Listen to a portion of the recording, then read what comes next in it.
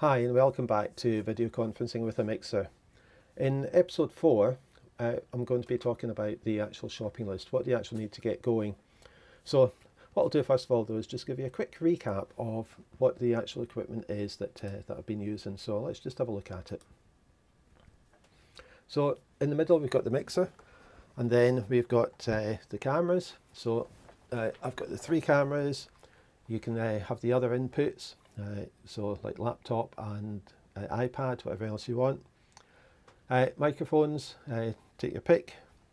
You've got, you need some kind of monitor, and then your outputs. You've got your outputs, so either to a webcam or, as I'm doing just now, to YouTube Live. And then I've also got a couple of other things. So I've got a screen, which is reversible and gives you the green screen as well. And I've also got an auto cue. So what does this actually look like in earnest? Well, let's just have a look. And this is it, if you remember from the previous videos.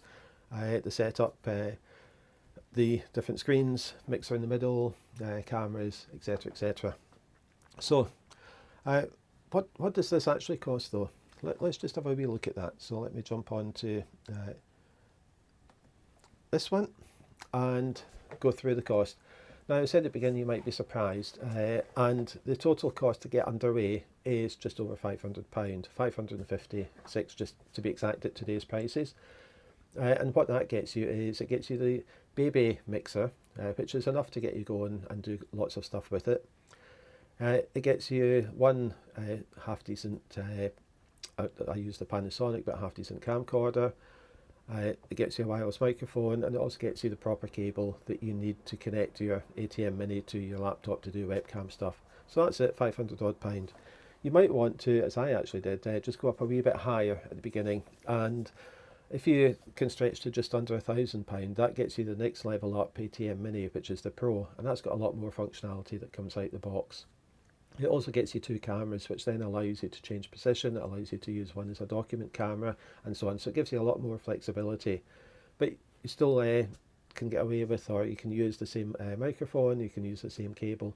So 2 different prices.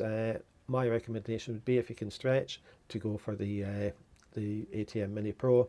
But if not, the ATM Mini will do absolutely fine.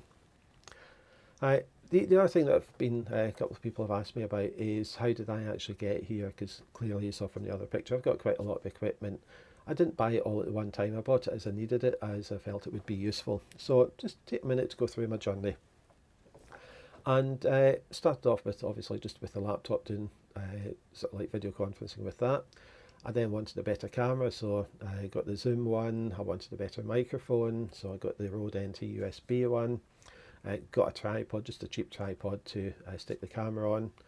I then got a screen so that I could actually, sort of hide out the garden office, which you can see here. That was okay for a while, but then I wanted a bit more flexibility with inputs, so that's when I went down the mixer series. And the reason I chose Blackmagic is because the affordability, to be honest, and the functionality. And I went for the ATM Mini Pro because I felt the extra facilities would be useful, and for me it has been. I then got myself my first wireless microphone, which allowed me that movement about, especially as I bought 3 cameras, so that gave me all the different angles that I might want to use.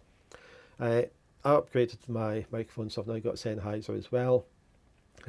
I got myself the Blackmagic Video Assist to use as a mini monitor, so it's quite small, it's only 5 inches, and it also doubles as an recorder as well.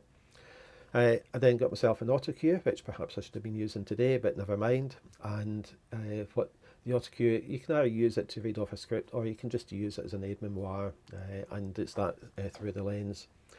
And then most recently, I went up to the what's now the top level of the ATM Mini series, which is the Extreme, and that's got an awful lot more functionality out the box. It's got a lot more functionality on the actual board itself. So, for example, this twin screen that I'm doing, where you can see, in effect, it's a PowerPoint beside me, and then you've got myself in the camera. So a lot more functionality.